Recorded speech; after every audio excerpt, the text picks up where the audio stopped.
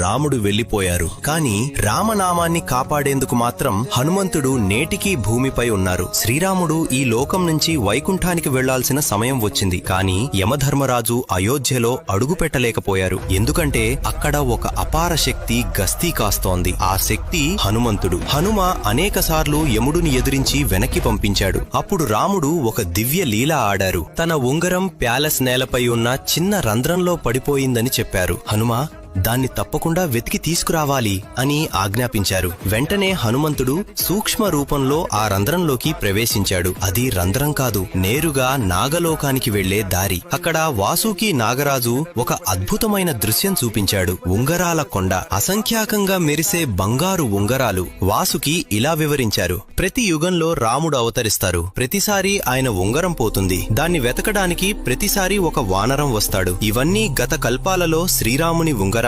అప్పుడు హనుమంతుడికి అర్థమైంది, రాముడు తన శాశ్వత ధామానికి చేరేందుకు పన్నిన దైవ లీల అని. హనుమ తిరిగి వచ్చేసరికి రాముడు తన వైకుంఠానికి చేరిపోయారు. జై శ్రీరామ్, జై హనుమ.